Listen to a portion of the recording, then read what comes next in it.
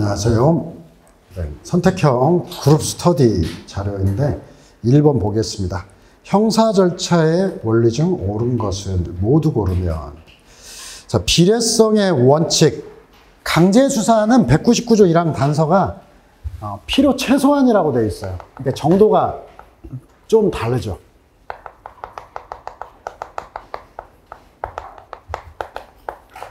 그리고 199조 1항 본문에서는 임의수사와 관련해서 필요한 조사를 할 수 있다라고 했을 때 이 필요한 조사가 임의수사의 근거이기도 하고 다만 필요한 조사만 가능하다. 그래서 임의수사 비례원칙의 근거이기도 하다. 얘기를 하고 있습니다.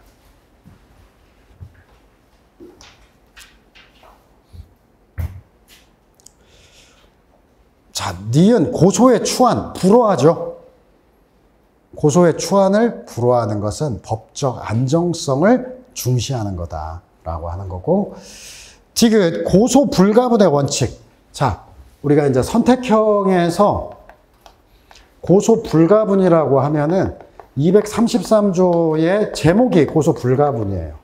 그래서 이건 통상 주관적 불가분을 의미하는 거고, 인적 불가분. 우리 판례는 이제 객관적 불가분이 문제될 때만 그때는 이제 주관적, 이제 객관적 나누어서 불가분을 이제 나누어서 판단을 합니다. 나누어 판시를 한다. 그래서 통상적으로 우리가 고소 불가분, 주관적 불가분, 객관적 불가분을 두 가지를 생각하면 지문들이 이상해져요.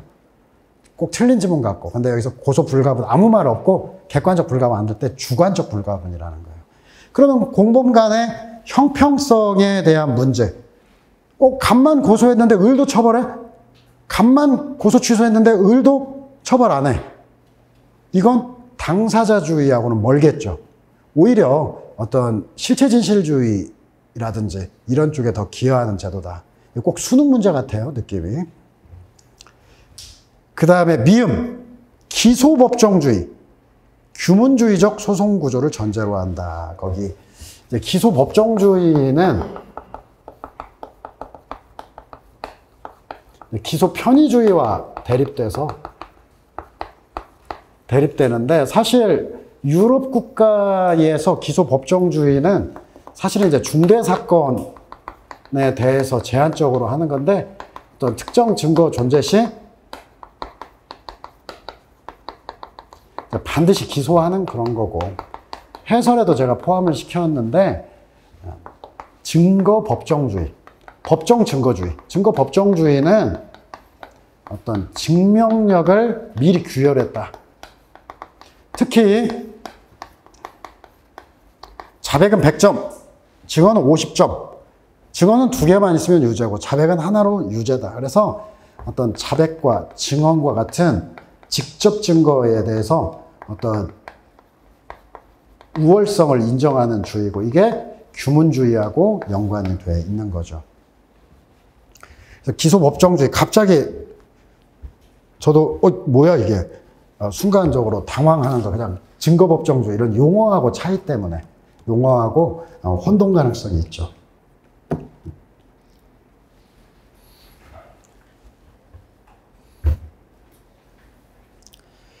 (2번) 문제를 보면 OX 구속사건에 대해서는 구속기간 내에 재판을 하면 된다. 구속기간 만기 25일을 앞두고 1회 공판기일이 있었다고 하여 신속한 재판을 받을 권리를 침해할 수 있다고 볼 수 없다. 세계 최고의 사건, 신속한 재판과 관련해서 어떤 위헌, 위법 사례 거의 없다. 예외. 첫 번째는 아주 잘 아시는 거. 국가보안법상 찬양고무죄와 불고지죄에 대해서 구속기간을, 수사상 구속기간을 50일까지 가는 거. 별것도 아닌 것들에 대해서 50일까지 가는 것은 적법 절차 원칙을 침해하고 나아가 신속한 재판에도 위배된다. 곁다리로 하나 들어갔어요. 그리고 과거에 항소 제기 시 소송 기록을 검사가 송부토록 한 것. 여기에는 뭐가 숨어 있냐. 과거에는 검사가 서류를 가지고 있으면 열람 등사가 안 됐어요. 사실 판결문 같은 경우에 14일 이내에 송달해야 된다고 규정하고 있는데 우리 판례는 구속사건의 경우에 있어서도 판결문 송달은 은혜적 규정이래요. 송달이 없어도 판결에 영향을 미쳤다고 볼 수 없다. 그럼 옛날에는 어떻게 됐냐면 1심이 선고되죠. 공판정에서 구술로 듣는 것 이외에 판결문도 안 줘. 관련 소송 서류를 검사가 송부하고 언제? 통상적으로 뭐 2주 이내에 송부하도록 돼 있지만 이게 훈시유기한이어가지고 거의 항소심 시작하려고 하면 그때 송부해 한두 달. 그 사이에 항소심 준비를 하나도 못하는 거예요. 서류를 못 보니까. 당사자 대등의 원칙을 침해하고 나아가 신속한 원칙도 침해한다라고 하는 것. 이 두 개밖에 없어요.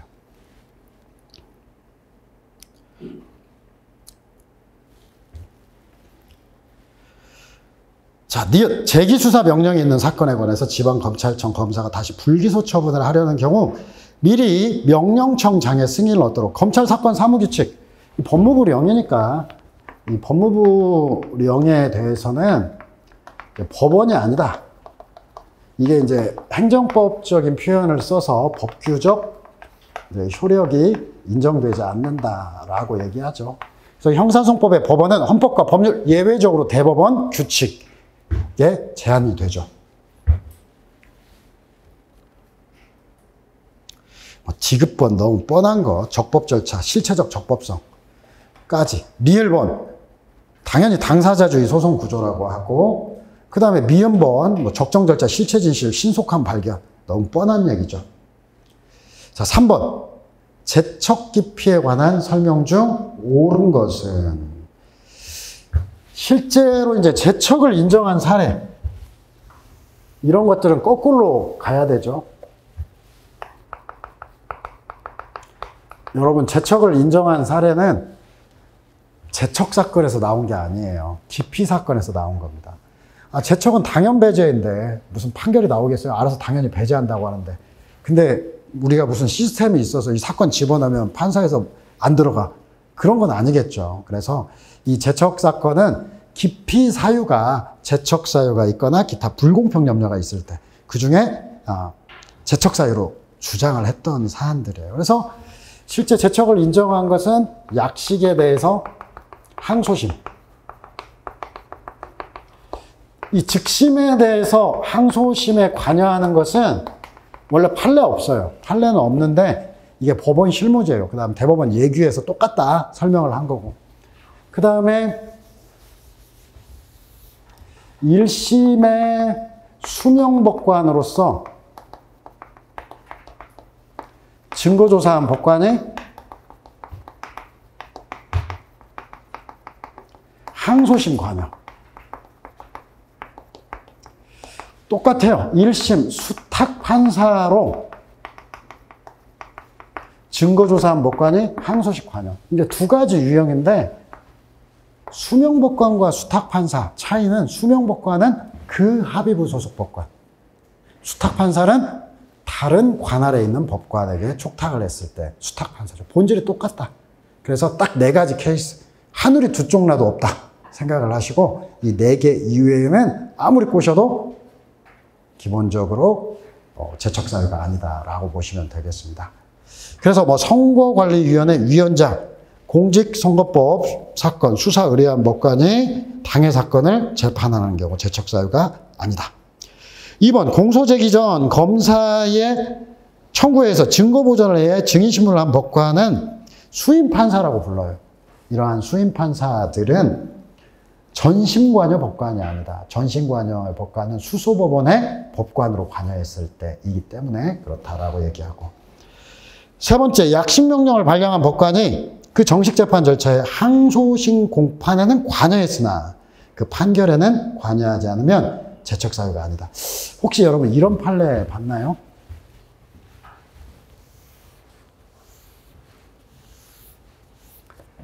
어떠한 이유로든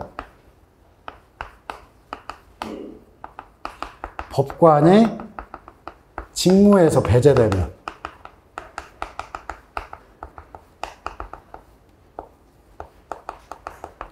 기피 신청은 목적의 소멸로 부적법하다.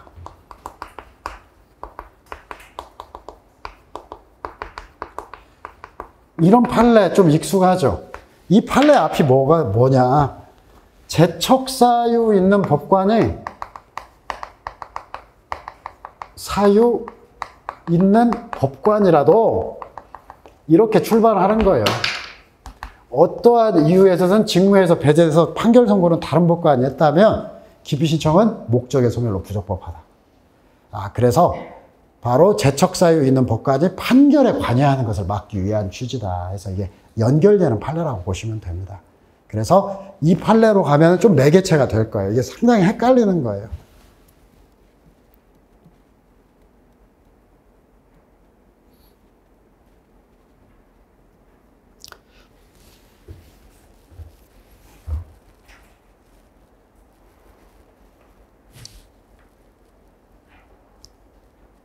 (4번) 기피 신청이 소송 지연을 목적으로 함이 명백하거나 또는 그 자체가 부적법한 것, 이런 경우에는 법원 또는 법관이 이를 기각할 수 있는 게 간이기각 결정 20조 1항의 내용이고, 5번 공소장 변경 신청에 불허가 결정을 하였다는 것, 기피의 원인으로서 불공평한 염려가 있는데 해당한다고 볼 수 없다.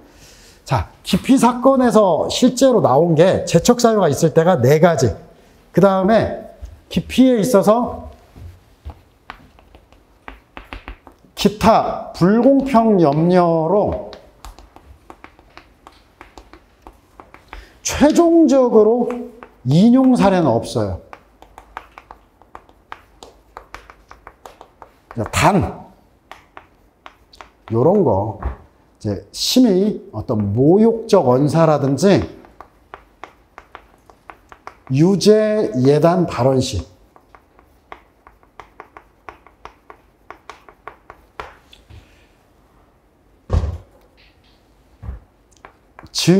증거 취소 결정이 증인 신문권의 본질을 침해하거나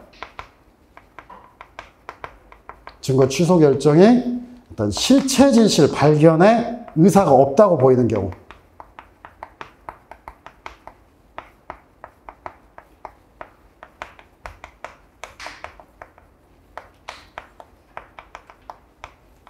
이 3가지의 가능성을 시사한 거예요. 심히 모욕적 언사나 유죄예단 발언을 했을 경우에 기피 신청, 기타 불공평 염려가 있다고 볼 것이나, 야, 이 사람아! 라고 소리친 것은 모욕적 언사로도 볼 수 없고, 기타 불공평 염려가 있는 경우도 아니다. 이렇게 얘기하는 거예요. 그러니까 나머지가 나오는 걸 혼자 모욕적 언사라고 이렇게 막 생각하지 마세요.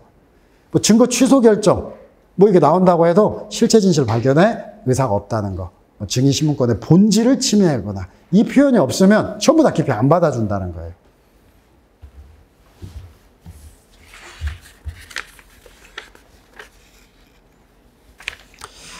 자, 4번.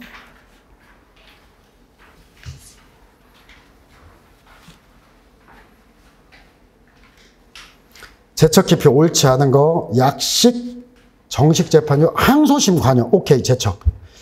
2번, A가 고발 사건, 불기소, 재정 신청 사건, 기각한 법관이 A를 고발 사실 중 항소심 재판장 관여. 아니야.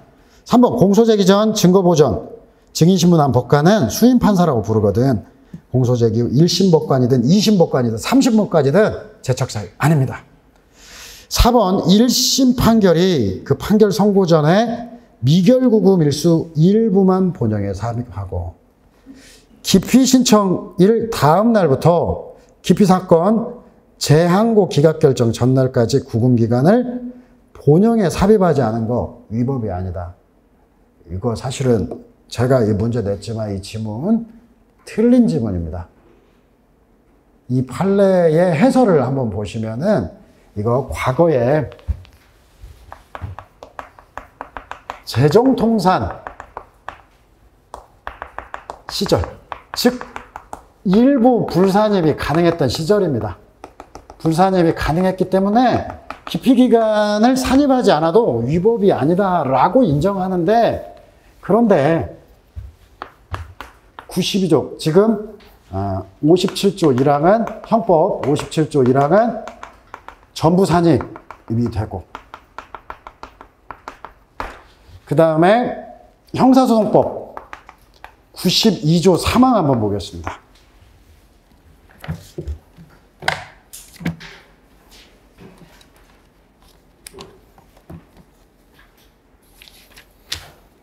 (92조 3항은) 22조 눈에 보여요? 그게 기피입니다. 기피. 92조 3항 22조가 기피. 298조 4항 공소장 변경으로 정지된 기간.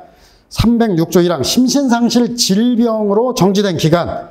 공소제기 전 체포 구인 구금 기간은 구속기간에 산입하지 않는다라고 이렇게 표현이 되어 있어요.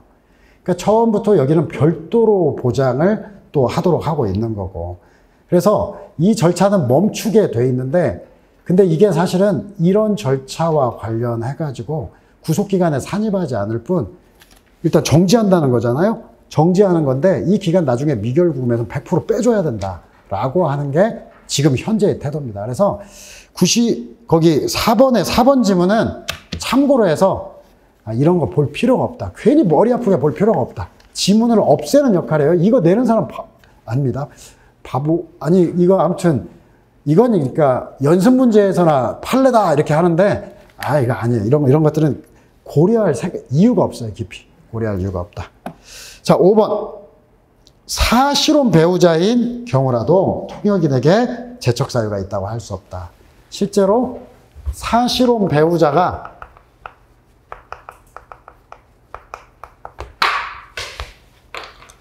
피해자 위에 증언을 했다. 그래서 이러한 사실혼 배우자가 통역한 증인신문조서는 위수중, 증거로 못 쓰는데, 다만 이건 재척사유가 아니다. 얘는 재척사유가 된다. 형사법에서 사실혼을 포함하는 게 두 가지가 있어요. 첫 번째는 성폭력 처벌법에서 친족관계 강간. 두 번째는 유기죄에 의해서 보호 의무.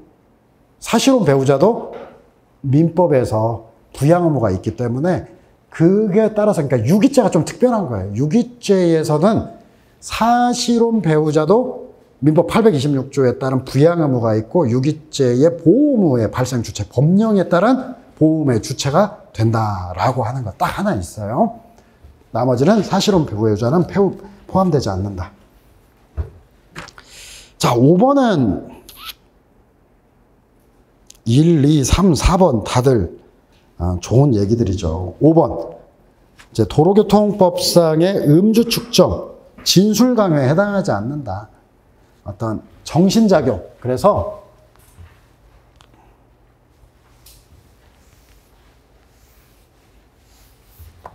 이제 음주 측정이라고 하는 거, 그 중에 이제 호흡 측정이죠.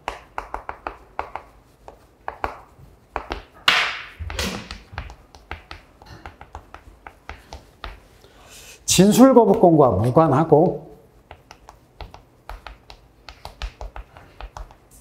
따라서 임의수사이다.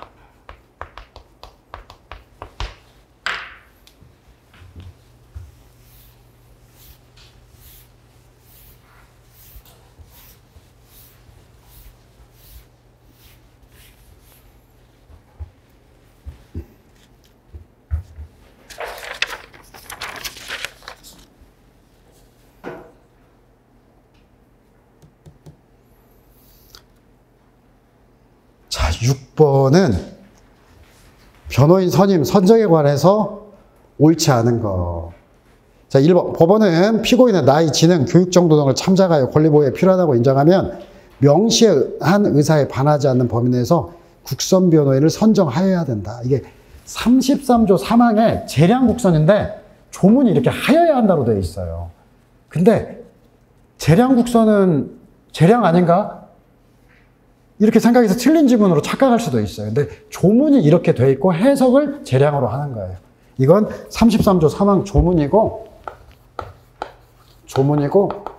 이 부분을 해석을 재량으로. 청구국선도 마찬가지예요.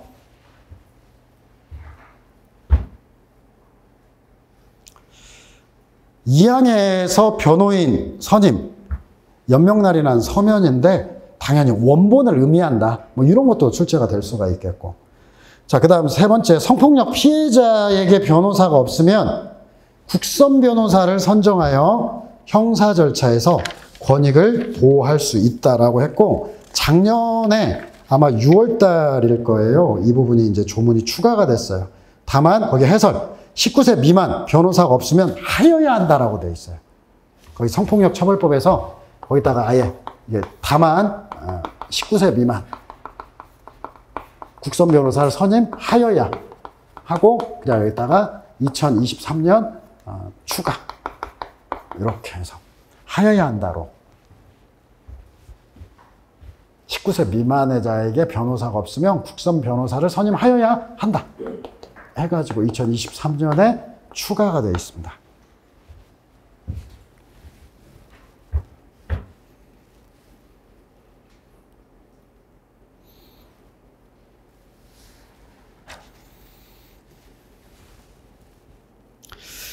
예, 4번 같은 경우가 틀리기 딱 좋은 거예요. 이게 뭐냐면은, 자, 변호사는 당사자 일방으로부터 상의를 받아 수임을 승낙한 사건에 상대방이 위임하는 사건에 대해서 직무를 행할 수 없다. 변호사법 31조 입법 취지에 비추어서 동일 변호사가 민사사건에서 형사사건의 피해자에 해당하는 상대방의 당사자를 위한 소송 대리인으로서 소송행위를 하는 등 직무를 수행하였다가 나중에 실질적으로 동일 쟁점을 포함하고 있는 형사사건에서 피고인을 위한 변호인으로 선임하여 변호활동을 하는 것은 금지된다. 그러니까 민사에서 상대방 변호사를 형사사건에서 변호인 선임은 금지된다. 사실 제가 해설에도 붙여놨는데 단 변호인으로 선임 시 소송행위는 무효아니다.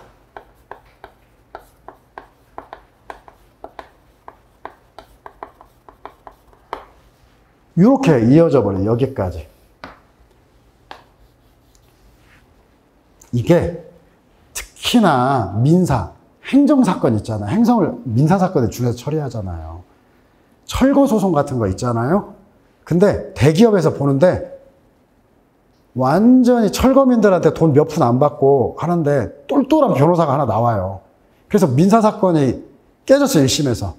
그러면 그 변호사는 한 2천만 원 받고 50명 대리해줬는데 데려옵니다. 얼마 줘? 50억 줘버립니다. 그러면 어떻게 해요? 내가 신념이 있지만 열심히 하겠습니다. 이렇게 와서 한단 말이에요. 근데 형사사건에서 그러면 정보 다 가지고 가는 거 아니겠습니까? 그렇게 해도 변호사법상 금지된다. 다만 아니 금지되더라도 자기가 그냥 알아서 선임했으니까 그 소송행위는 효력이 있다. 끝. 이렇게 돼버리는 거예요. 그래서 요거까지 기억을 해주시고 시험이 여기까지만도 나오지만 밑에까지도 나오는 시험이 있어요. 그 다음 5번도 이제 별표 여기에다가 이게 전원합의체 판례입니다. 2024년 5월 23일에 전원합의체로 바로 피고인이 구속된 때는 당해 사건으로 구속된 때에 한정된다라고 했는데 판례가 피고인이 구속된 때를 필요국선으로 정한 것은 고립무원한 피고인이 법률적 조언을 받을 수 있는 유일한 수단이 변호인밖에 없지 않느냐. 근데 여기에서 이제 그러한 것은 별건으로 구속되어 있든지 다른 사건으로 수용 중, 형 집행 중인 경우도 마찬가지다. 전원합의체로 바뀌었어요. 그러니까 이게 전원합의체로 바뀌었기 때문에 이건 뭐 관련돼서 변호인 쪽에서는 얼마든지 나올 수 있겠죠. 그래서 자, 7번. 변호인에 대한 설명으로 옳지 않은 것. 자, 변호인은 피고인의 명시한 의사에 반하지 않는 한 대리하여 동의할 수 있다. 이거 잘 봐주셔야 돼요. 명시한 의사에 반하지 않는 한. 딱 체크해서 이걸 명시한, 즉 위임이 없는 한, 뭐 이런 표현을 쓰는데 아니다. 명시한 의사에 반하지 않는 한 할 수 있는 독립대리권으로 본다. 2번. 신체 구속을 당한 변호인을 범죄에서 공범가담 권유만으로는 접견교통권을 제한할 수 없다. 이것도 뭐 유명 판례니까.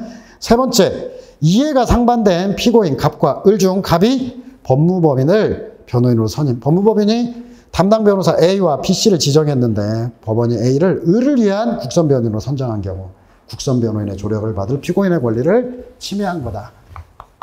규칙 15조 이하의 취지에 위반된다. 이해가 상반된 피고인에게 동일 국선을 선임한 거나 마찬가지다. 동일 국선은 아니지만 어떤 이해 상반된 피고인들에게 동일 국선 선임이 금지되는 것. 그 취지에 위반된다. 위배. 뭐라고 쓴 거예요? 제가 써놓고. 위반.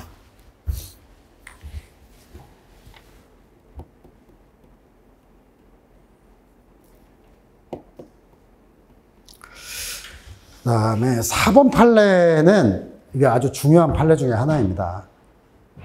이것도 전원합의체 판례인데 별표 하나 쳐놓고 필요국선 사건에서, 필요적 변호 사건에서 국가가 국선 변호인을 선임해주고 소송기록 접수 통지를 했는데 본인이 사선 변호인을 선임했다. 그러면 자동적으로 국선 변호인 제도는 보충적 제도니까 선정이 취소되는데 이러한 경우까지도 새롭게 소송기록 접수 통지를 하고 이유서 제출 기간을 추가로 보장할 필요가 없다는 거고요. 5번째, 심신장애 의심 꼭 진단서뿐 아니라 2번째 줄 뒤에 소송기록과 소명자료에 드러난 재반 사정에 비추어서 의식상태, 사물에 대한 변별, 행위 통제 능력이 결여 저하된 상태로 의심되는 경우까지도 포함이 된다. 그래서 사실은 1심이 심신미약 이유로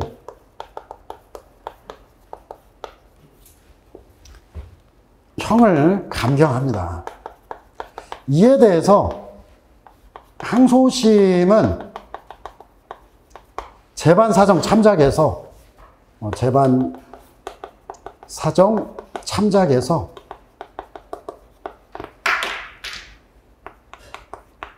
심신 장애 인정해야 된다라고 한 판례예요. 인정할 수 있고 나아가 했어야 한다라는 판례입니다. 그래서 심신미약이 의심스럽고 재판 중에 자꾸 딴소리를 하는 거예요. 재판 중에서 자 피고인 했더니 동조 없다 막 갑자기 찌르지 막 이런 식으로 나온다 이거예요. 그래서 이런 정도라면은 심신미약 인정하는 게 맞다라는 사례. 재반 사정 꼭 진단서가 없어도 마찬가지다.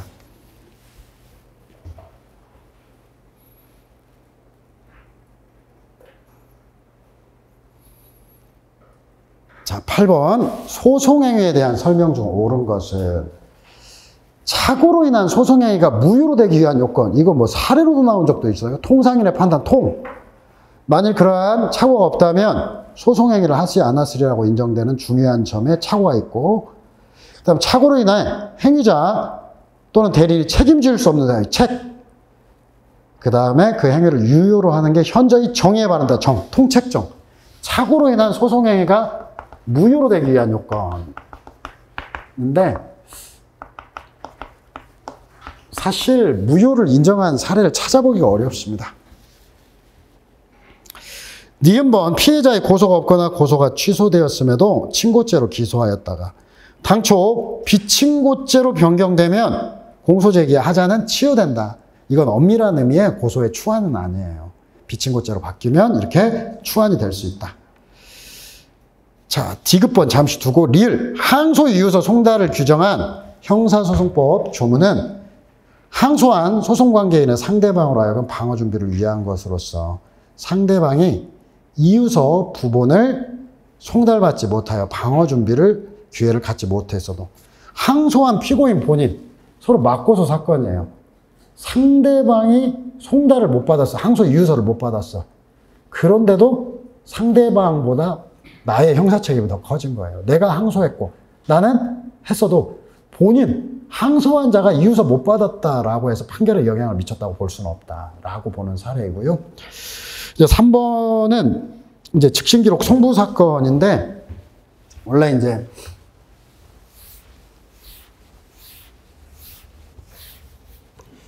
즉결 심판을 청구했는데 법원이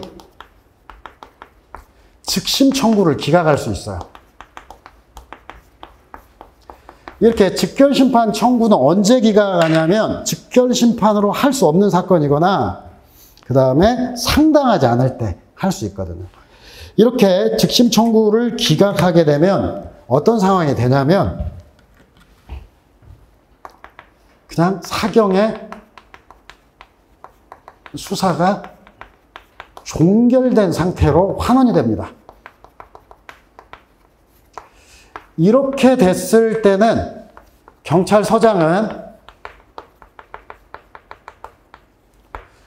일단 검사에게 송치를 하게 되는데 이렇게 송치를 했을 때 검사가 기소를 하거나 불기소 처분이 필요하죠.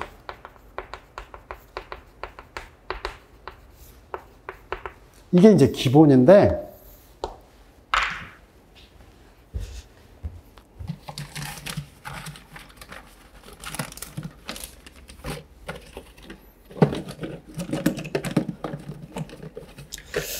검사가 착각을 한 거예요. 약식명령에 대한 정식 재판의 청구로 착각해서 검사가 착각을 해서 그냥 정식 재판으로 오인해서 서류와 증거물을 법원에 송부한 거예요. 법원도 아무 생각 없이 사회 공판기일까지 진행하다가 약식을 구하는 공소장을 제출한 거예요.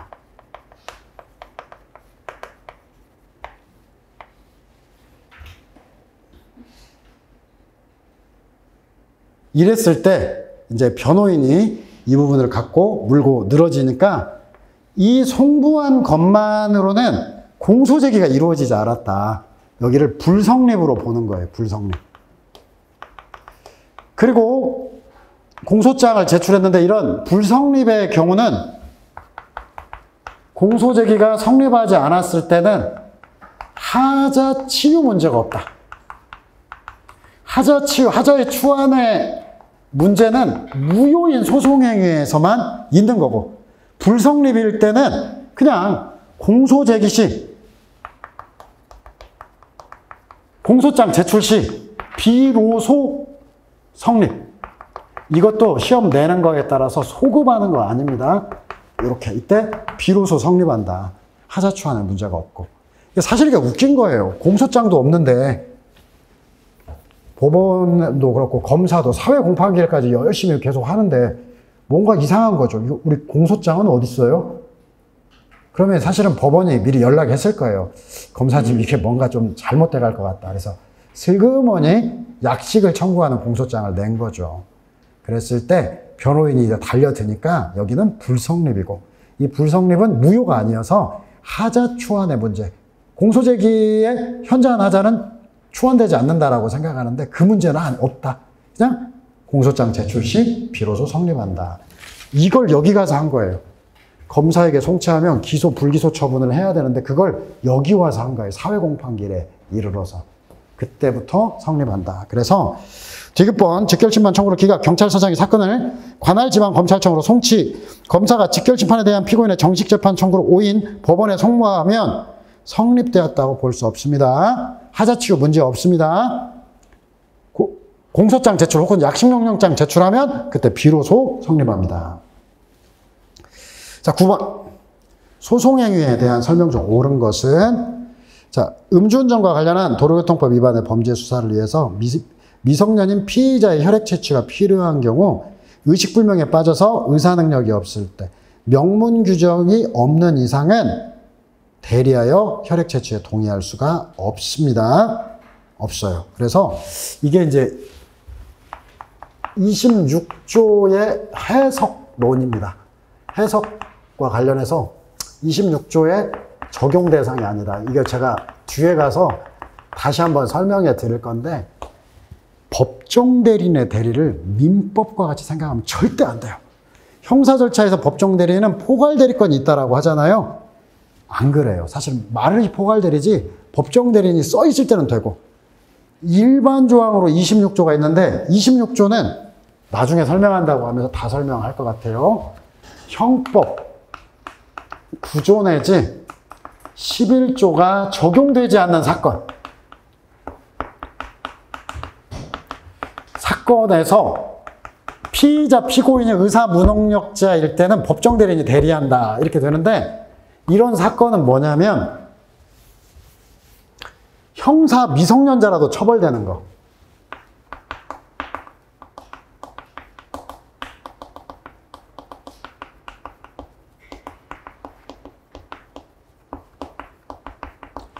뭐 조세범 처벌법, 담배사업법 이런 것들 얘기하는 거예요.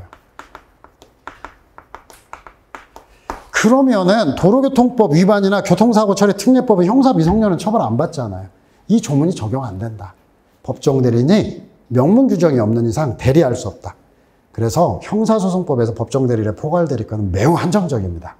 26조의 요건을 갖추거나 아니면 개별 조문에 할 수 있다고 될 때만 가능합니다.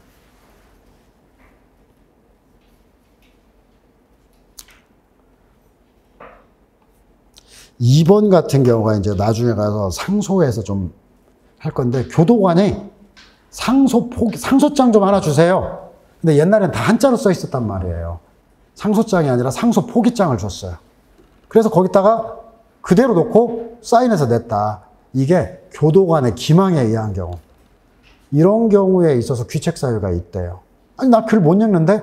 야, 상소장, 상소 포기서. 3글자, 5글자. 그리고 옆 사람한테 물어보지. 왜 안 물어봤어? 이런 거에 귀책 사유를 인정한 겁니다. 자, 세 번째. 갑자기 318조의 4, 1항 3항. 판결 선고 기간은 불변 기간 또는 효력 기간. 기간이 경과한 소송행위는 무효가 된다. 판결 선고 기간은 14일 이내 훈시 기간입니다. 훈시 기간. 그래서 국가, 특히 법원이 하는 기간은 죄다 훈시 기간으로 생각을 해요. 1심 선고 기간, 공소 제기 후 6개월, 항소심, 소송 기록 접수 후 4개월. 전부 다 훈시 기간으로 봅니다. 자, 그 다음에 네 번째. 원래 공판 서류는 이렇게 비공개가 원칙이에요. 공판 절차 개정 전에는 비공개가 원칙이고, 자, 5번 같은 경우 참 풀기도 참 어렵죠. 이런 것들은 하나 버리고 푸는 건데, 제가 볼 때는 이런 문제는 이제 판사분들이 법원 실무제요 보고 낸 거예요. 그냥 쭉 정리해가지고. 그래서 거기 압수수색 검증조서 작성, 공판정에서 압수와 검증의 경우에 있어서는 공판조서 기재로 가름할 수 있다. 뭐 이런 정도의 얘기예요. 그냥 넘겨도 됩니다. 이런 문제는. 10번. 소송행위의 무효와 추안에 대해서 옳지 않은 거. 자, 변호인 선임계 제출하지 아니한 변호인이 변호인 명의로 약식명령에 대한 정식재판 청구서만 제출하고, 항상 기간 경과 후 변호인 선임계를 제출한 경우 정식재판 청구로 볼 수 없다. 이게 이제 보정적 추안.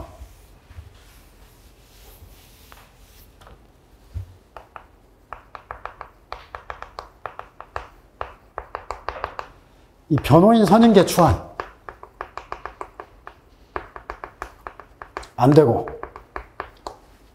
어떤 공소사실에 추하는 세모. 현저히 중대한 하자.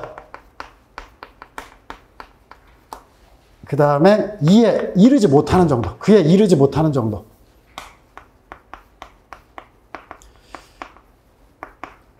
예컨대 기명날인 또는 서명이 없는 거. 이때는 추한이 된다. 현저히 중대한 하자. 예를 들면 뭐 구술에 의한 공소제기. 얘는 추한이 안 돼. 피고인과 변호인이 이의 없이 변론에 응하였다 하더라도 하자가 추한되지 않는다는 게 판례고, 친고죄에서 고소의 추한, 이것도 안 되고. 사실 시험이 유치한 게 이런 게 보정적 추한이라고 하는 것도 나왔어요. 보병 공고. 이걸 뭐 단순 추한이다, 이런 묻고 싶지 않은 문제를 물어보는 것도 있으니까, 아, 보정적 추한에 대한 문제들이다까지. 그래서 2번이 보정적 추한, 공소사실의 추한이 된다. 기명날인 또는 서명이 없이 제출된 공소장, 공소제기 절차가 법률 규정 위반의 무효이지만 기명날인 또는 서명을 추한함으로써 유효하게 될 수 있다. 그 옆에도 단 법원에 보완을 요구할 의무는 없다. 요구할 의무까지는 없다.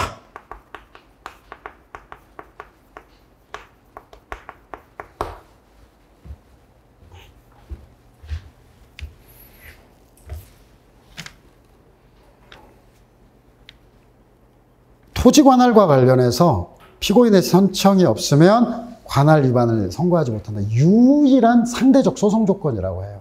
유일합니다. 유일. 그래서 피고 사건 진술 전에 해야 되고, 네 번째, 친고죄에서 고소가 없거나 고소가 취소되었음에도 당초에 기소된 공소사실과 인정되는 비친고죄로 변경되면 하자가 치유된다, 추한된다는 표현을 쓰는데 엄밀한 의미의 고소의 추한은 아니지만 판례가 이렇게 표현을 하고 있더라. 다섯 번째, 반의사불벌죄인 처벌의사 표시의 부존재는 소극적 소송 조건, 항소 이유로 주장한 경우에 하나여서 항소 이유로 주장한 경우에 하나에서 조사 판단해야 된다. 10번의 답 5번인데요. 5번인데 제가 OX 표시를 잘못했습니다. 10번에 5번으로.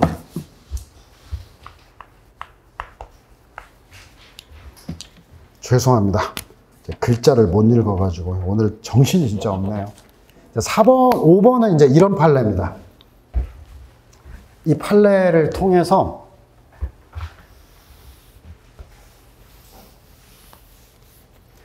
이 유서를 제출하지 않으면 항소심에 항소기각 결정이 있는데,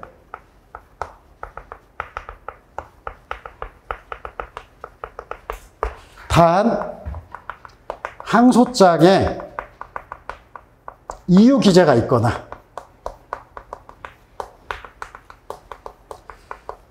직권조사 사유 시는 제외된다. 직권조사 사유가 존재할 때. 이게 이제 361조의 4.1항 본문 단서인데, 여기 이 직권조사사항으로서 바로 처벌의사 초래가 돼 있으면 이건 직권으로 조사하고 항소기각 결정을 할 수 없다라는 얘기입니다. 직권조사사항 중에 하나이다. 까지 하시고 10번의 답 5로 고쳐주시고요. 자, 오늘 선택형 스터디는 이렇게 마치겠는데, 여러분들이 사실 제가 강조하는 얘기 중에 하나가, 우리가 주식 투자나 뭐 코인 투자를 하면은 초반에 돈을 딴 사람들이 나중에 많이 잃어요. 왜냐하면은 1년 걸쳐가지고 50% 땄어요. 근데 하루아침에 폭락해서 30% 나가면 이걸 하루아침에 본전을 찾으려고 해요. 근데 그게 되나요? 계속. 사실은 조금씩 계속 말해야 된다.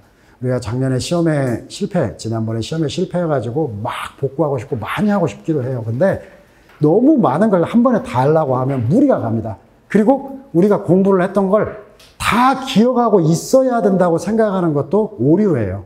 공부하고 적어놓고 다음 순환에 또 읽어보면 그때는 쉽게 읽을 수 있고, 다시 들으면 이해 안 된 게 이해될 수도 있다. 모든 건 과정이고요. 여러분들이 하면서 채워가면 충분합니다. 그렇게 채우면 어느 순간에 폭발적으로 실력이 되니까 여러분들이 다음 달에 시험 보는 거 아니잖아요. 그러니까 여러분들이 그냥 꾸준히 다 기억 못하는 게 인간의 본연이고 이걸 이겨가면서 공부하는 거 이게 여러분 실력 향상에 가장 큰 힘이 될 것입니다. 자, 오늘 수업 마치겠습니다. 감사합니다.